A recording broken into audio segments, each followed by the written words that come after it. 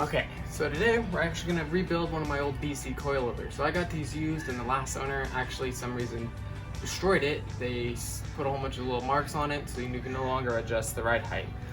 So what I got here is the parts that I need to basically make it brand new.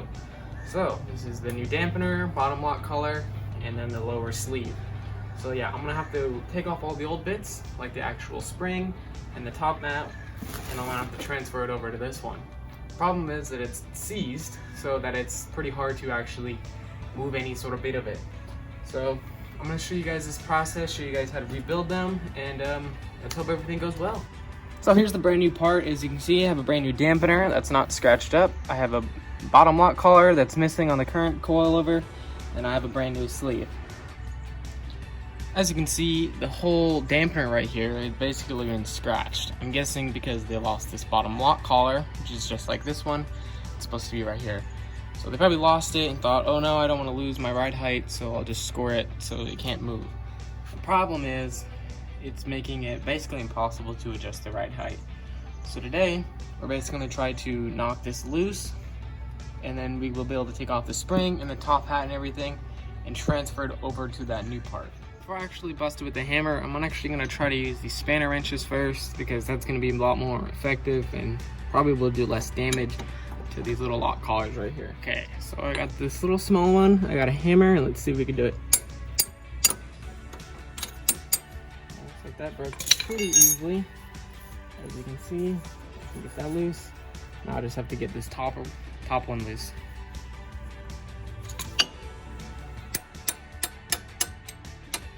Like we got it loose, so this should mean I should be able to take the coilover out and kind of actually start getting all these parts off and transferring them over to the new one. So yeah, now we're up top, now we're under the engine bay, and the part we're going to focus on today is right here, top of the strut tower. So what we have here, obviously the 4 bolts holding it in, and then we have the multiple down below that are holding it in as well. So what I'm going to do, we're going to break all these loose.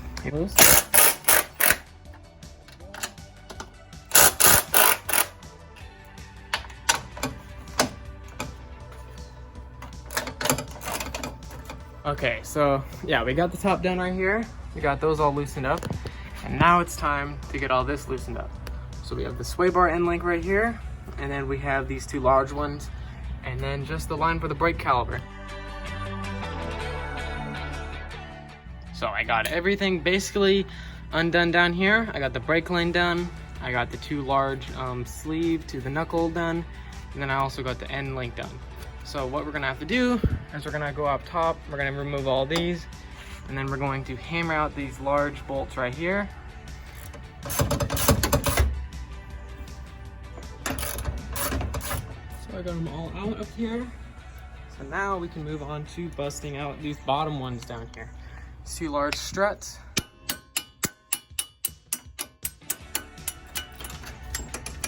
There's one. There we go. So now we actually have to work on trying to kind of finesse it out of here.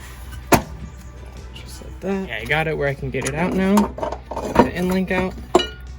And the coilover. So here's the coilover in view. As you can see, severely damaged right here, but I should be able to get all this off right here, and we can start rebuilding it. First one that we're gonna have to move is the dampening adjustment knob. So all you have to do, get your 14, twist that off. So you see, this unscrews, it comes out just like that. It's actually the main bolt that's connecting it all together. Get that undone. And here's the pillow ball mount for up top, and here's all the other parts keeping it together. So we can remove the spring now, cover, and then we just have to remove these collars right here and transfer it over the new one. Okay, what I did was I grabbed the wire brush and I actually scraped it all to be clean. As you just saw in the last shot, it's super dirty. Now it's time to actually really try to get these off.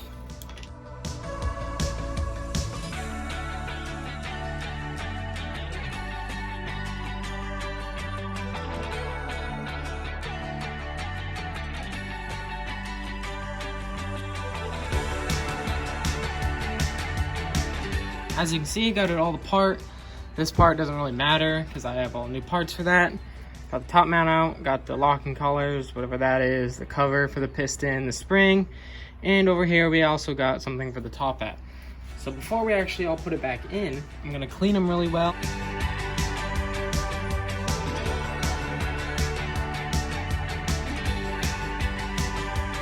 Okay, so as you just saw, I got them all washed up. Now I have them out here drying in the sun. They look pretty good. Since we did wash everything with soap and water, I actually did re-grease these. So I re-greased that, and then I actually put some lube along the threads right here. So hopefully down the line, if I ever need to adjust them, they won't be all seized up. It's actually time to start reassembling it. So let's get to it. You just put it back the same way you take it off.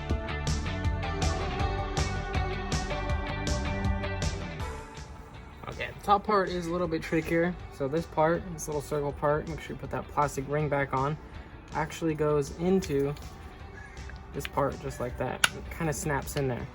And that is connected to a ball joint. After that, a little top mount will go on there. Use the studs before, and then you put that on there. The adjustment knob back on. After that, we'll tighten everything up, set the preload, try to match up the height as much as we could to our previous coilover, and then we should be able to put it on there and adjust the height and stuff from there.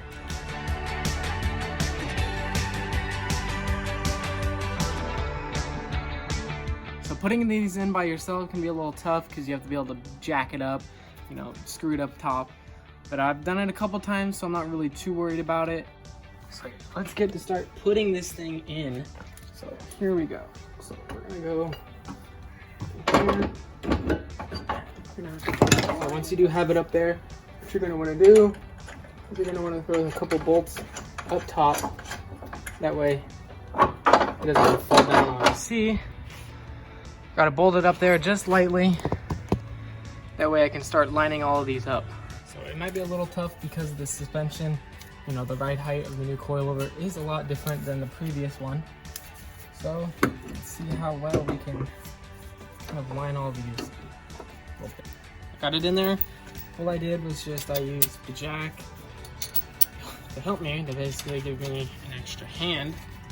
So right now we're just gonna lightly bolt these up, and then we're gonna go back up top, and then we're gonna do those bolts up there. So back up top, have it jacked up all the way. As you can see, you got that little clearance right there. So we're gonna screw these down, all tightened up. Time to go back down here and do some of our measurements for the ride height. And then we should be able to fit in things like the sway bar end link. Don't want to forget your little brake link clip, so you might as well put that on there now. Got everything in there. The last thing that I need to do is to put the sway bar end link, you know, right in there. So I got the end link in there. All I did was jack this up a bit and it slid right in there. So I've gotten everything tightened down. I've gotten this, that, end link, the brake line. Also got all four of these tightened down, and even the camber adjustment bolts.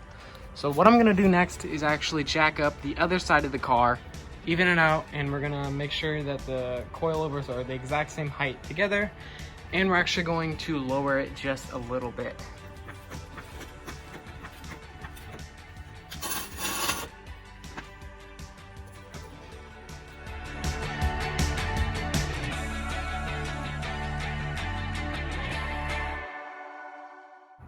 So got the wheel off. Now it's time to take these measurements, like I said, of the height, the preload, all that sorts of stuff. And then we're actually going to transfer it over onto the other side. So a good way to measure it is with one of these tools. So basically what you'll do is you'll just do like that, and then you'll go and compare it to the other side.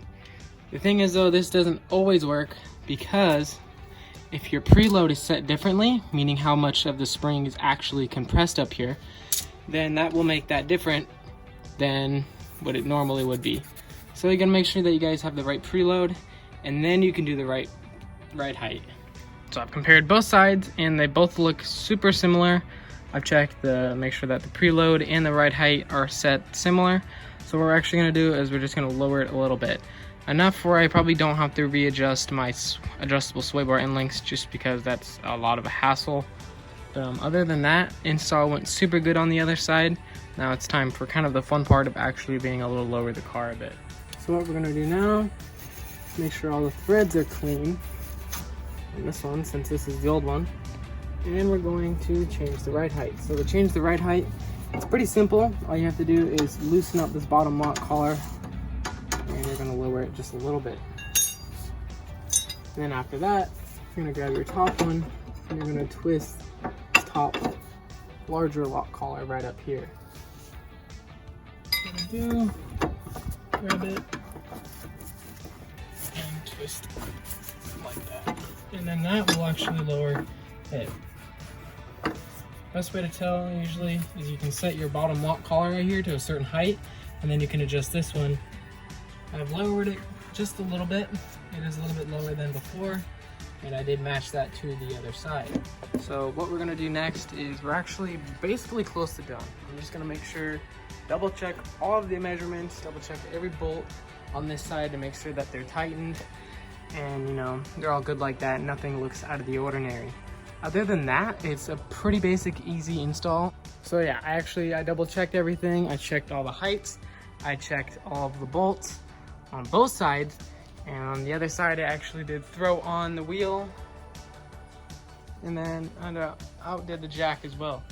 So on this side, we're actually gonna lower it, and we're gonna see what this ride height looks like. Drop this thing.